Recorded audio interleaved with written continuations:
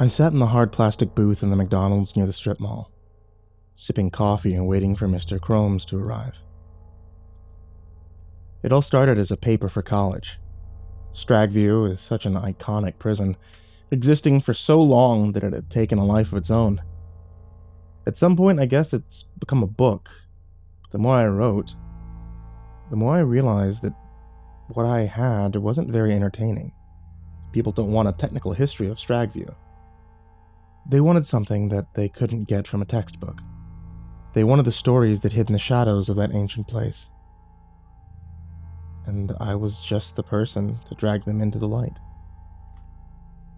Or so I thought. The more I wrote, the more walls I hit when getting stories from the inside.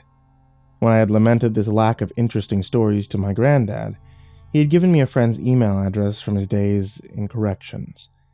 Granddad had had a few good stories, and I'd gotten a few other guards and ex-inmates to talk to me about their time at the place, but it seemed to be hard to get people to talk about their time at Stagview. Stagview cast a long shadow, and it appeared to be hard to stay out of the shadow of that ancient place. There was a line from the book, which I was pretty proud of. Stagview is a local oddity, having existed in some capacity for nearly 200 years. The exact history, however, is hard to find. I know that it had been a prison camp during the Civil War, and internment camp for a while during World War II for German and Japanese citizens, and was one of the last prisons to operate an electric chair. These were things that everyone knew, though. The prison was very tight-lipped about what went on inside, and people who left tended to be tight-lipped about their time there. When Mr. Crome agreed to talk to me, I was ecstatic. He'd worked for Stagview during the 80s, a time when physical violence was still in full swing. No pun intended. Grandpa had been midway through his career, and he and Crones had started at about the same time. The two were friends, and had been work partners. Grandpa had also been an observer to the incident that Mr. Cromes was getting to tell me about. The other guards were calling it the lightning killings, and they had a lot of people freaked out. Several guards quit during that period, and many of us kept our eyes over our shoulders, fearing that we were next. The lightning killings had claimed the lives of multiple inmates and 2 guards, Granddad confided, and were committed by a single inmate. An inmate who was in the infirmary at the time of the killings. An old Ford pickup pulled into the parking lot, and a tall man with silver hair climbed out. He was dressed modestly, blue jeans and a button-down shirt, and he made eye contact with me before ambling into the restaurant.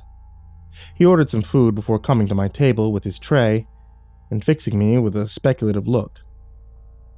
"You're Fred's grandkid." "I am?" "Yeah, so you're writing a book about Stagview, that right?" "Yeah. I'm hoping you can tell me about something called the lightning killings." He smirked as he sat down, but there was no mirth behind it. "He told you about that, huh? You realize the warden will never let your book come out. He was the warden of Stagview for the 30 years that I worked there. It's quite the powerful figure around the prison." "I've been told that he's been a powerful figure for longer than that." He took a sip from his drink. "I can't speak to that. But I can speak to the lightning killings. I was a witness to the whole damn thing. If you got time, I guess I'll tell you." I took out a tape recorder and sat it between us, depressing the record button as I waited for him to start. He was willing, it seemed, though I didn't understand then what his story would cost me.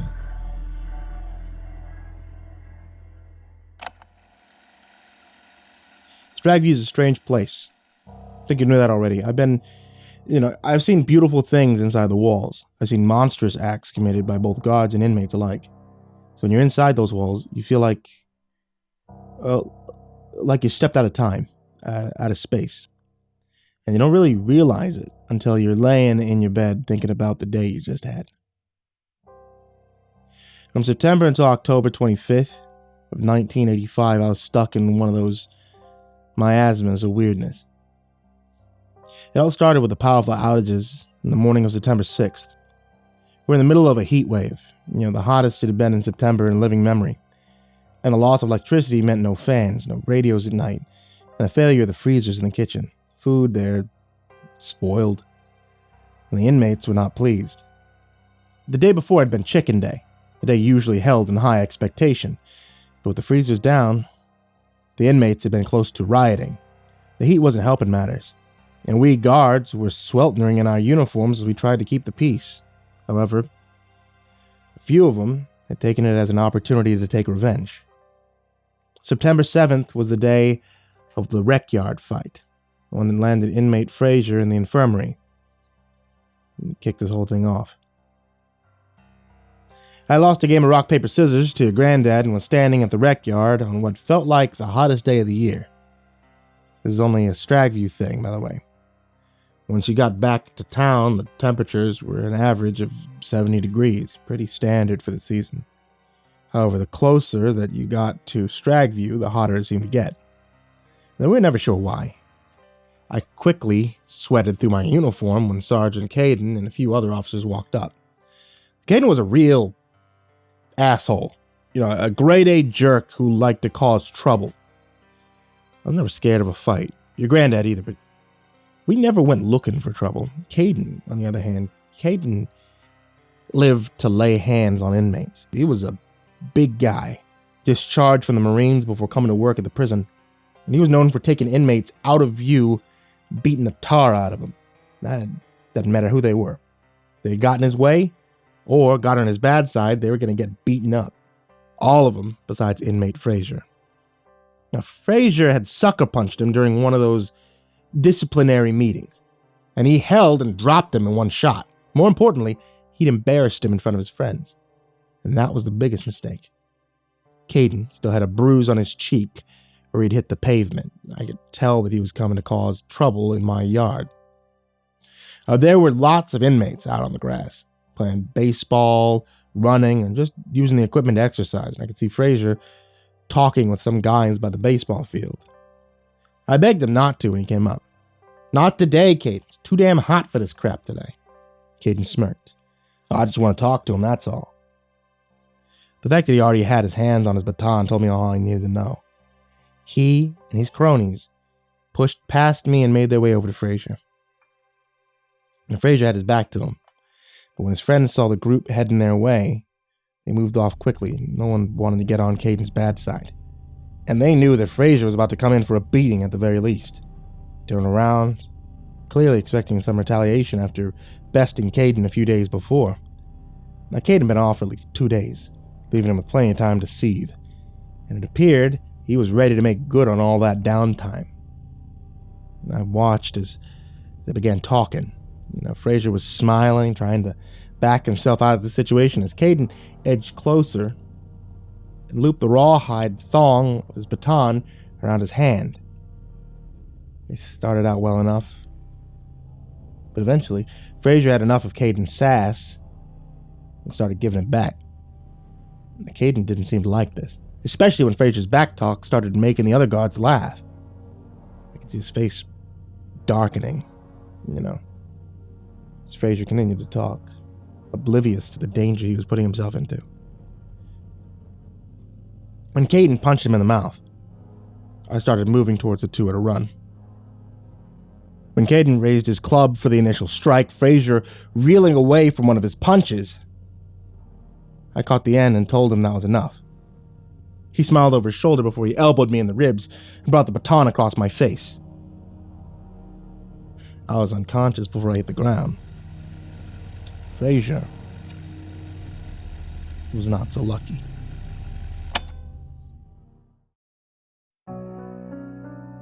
I looked up, pen scritching over my notebook as the old guard finished his memory and took a long sip of soda.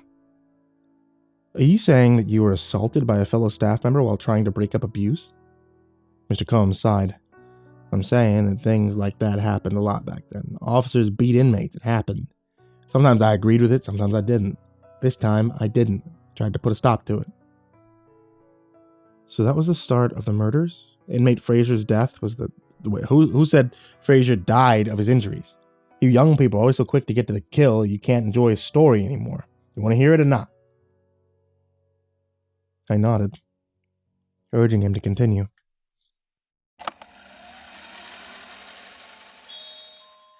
I woke up in the infirmary with a lump on my head and a throbbing headache. The nurse told me to take it easy, but she needn't have been worried. My head was hurting too bad to get up to too much right now. Let me go home early. I made a mental note to talk to Caden about his little head cracking when I got back to work next. I had the day off thanks to my injury, which was good, because it turned out I had a slight concussion and spent the night throwing up in my bathroom. That was the first night of the storms. And the first night of deaths. The phone rang about 6:30 the next morning. I only know this because I looked at the wall clock as I staggered out of the bathroom. Your grandfather was calling to me about what had just happened that night. And back then we did revolving shifts. No one got stuck on nights all the time, and I would have started my first night at midnight that night. Our whole shift had been transitioned to nights for 3 months. And what a start of festivities it was. You know, he had worked the night before. He told me how all hell had broken loose that night. It's crazy. The lightning started early. Big, angry forks and Pelton rain that came down in buckets, and just about the time seemed to hover over the compound. We got the call from Bravo Dorm. We had a trainee in there, kid named Dockett. He gets on the radio, starts calling for help. 10 codes be damned. The captain asks what the situation is. He says he's got a fight going on. Kid sounds scared, half out of his mind. The 4 of us, who were hanging out there at the captain's office, we go pelting through the rain towards the storm. We arrive, find the one guy on his back, eyes staring at the ceiling, dead as a post. Dockett's in the station, stammering about how the lights kept flickering and he'd seen the inmate fighting with another inmate. Wouldn't say much more, but he looked like he's pretty shaken up. We called medical. Got him down there. Couldn't find anyone else with wounds on him. Dockett couldn't give us a description of the other guy. Medical took the body, headed back to our respective dorms. I told him it sounded like he'd had a pretty crazy night. He just laughed. Says, "You haven't heard the worst of it. I was halfway back at the Foxtrot when the officer I left there starts yelling about a fight in our dorm. We locked the doors at 9, and our cleaning guys are done at 11. It's midnight. There shouldn't be anyone in the quad to fight. So I go running back to the dorm. I run in. I look through the glass that separates the quad from the hall, and I see 2 inmates.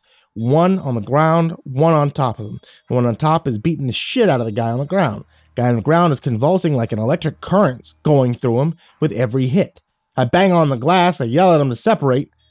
The guy on top looks at me with a look of almost the most abject hatred I ever seen. And then he disappears as the rest of the team arrives. I ask him what he meant. Not quite sure about how someone just disappears from a secure quad like that. He says, I mean, he was there 1 minute and gone the next. The other inmate was twitching, his breathing coming out all weird, gaspy. Haddock starts giving him CPR like they taught us to do. The rest of us start looking for the other inmate. I knew we weren't going to find him.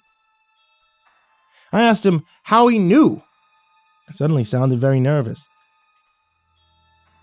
And he says, because it was Frazier, the inmate in F dorm, Gusper, the one he'd gotten into a fight with last month over unpaid debts. That's not all. The inmate in B dorm was Kellogg, the inmate who beat him up a few months ago to join the White Boys. And by the time the sun comes up, both of them are dead. No one really believed what I'd seen. Well, why not, I asked. Frazier sleeps in F dorm. Could very well have killed Gusper. But your grandfather cut me off.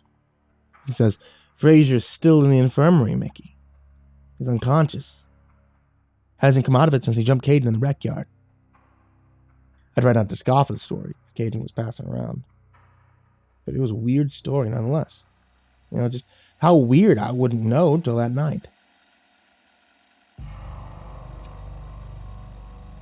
I leaned forward, recorder still running as the old man stared at me over steepled fingers. What happened that night? It's getting on a bit, kid. You mind if we pick this up another time? He said it casually enough, but I couldn't help but notice that he kept glancing at someone at the counter.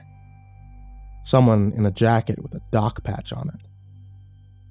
I agreed to meet him a few days later for breakfast at a little diner downtown. He left in a hurry after saying he'd see me there. I researched the 2 inmates he mentioned. They were indeed reported dead in 1985, while incarcerated at Stagview. The cause of death was a heart attack, and it seemed they were not the only instance of sudden cardiac arrest in September. In all, 15 people died of sudden cardiac arrest that week in October. 10 of them were inmates. But I noticed that 4 were officers. Something had happened at Stagview that week, and the fact that it hadn't made the papers was a miracle. Whatever these killings were, they were exactly what I was looking for.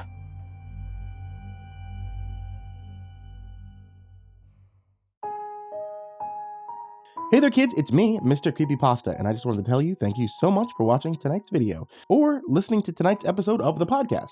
It really helps me out whenever you guys do things like listen or watch.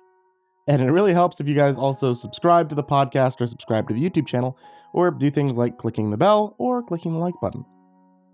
Tales from the Gas Station is back, in case you guys had missed out on that. Tales from the Gas Station Volume 1 and 2 were different audiobooks that I had done for Jack Townsend a couple of years ago, but in case you missed it at the end of last year, also Tales from the Gas Station Volume 3 is available now on Audible. You can check it out by looking for Tales from the Gas Station or searching for MrCreepyPasta on Audible, or, scroll down to the description and click the links there. And as always, I want to give a very special thank you to all of my supporters on Patreon. You guys are the ones who help me keep the lights on the house, as well as allow me to do things like commission brand new stories. In case you guys haven't noticed, we hit that tier. So, a very special thank you to Jordan Alexander Sanchez, Stricken, Chase Burnett, Deanna Kraus, G Weevil 3, Tristan Pelton, 1-800-Nightmare, Acid System, Aaron Stormcrow, Azurine Fox, Bobby Karman, Chris Lovins, Cryptic Nightmares, The Doctor, Daniel Polson, Dr. Stein and Mr. Happy, Eurogore, Freddy Krueger, Fried Chicken 12, Hades Nephew, InfernalOne, James Bruce, James Lowe, Jason VR Wilson, JimboTheHutt, Jordan Nells, Jordan Johnson, Caleb Dougal, Kiri the Sloth, Legit Quad Feed, Liam Newman, Lisa Cottrell, Marco Takes Dabs 420, Michael Scharbrough, Nico Kayo, Nina Smith, Prozac and Pancake Appreciation Society, Rafael Rodriguez, Robert White, S-Man, Sky Harbor, Snails Burnett, Talon Karlik, The Ginger Bros, Trace Miles, Tsuji Campbell, Tynannie, Unknown Nobody, Andre Garcia, Brianna Wright, Brian Ace, Caspian, hogunkji, and Someone You Love. And also a very special thank you to everybody who's down there in the description down below. All you guys who are listed as Patreons and everybody who's even supporting for just $1, I really love and appreciate you guys. And if you want to join them, you can always head over to patreon.com/MrCreepyPasta. Even $1 a month, honestly, it keeps the show going. So thank you guys so much. And to everyone out there, sweet dreams.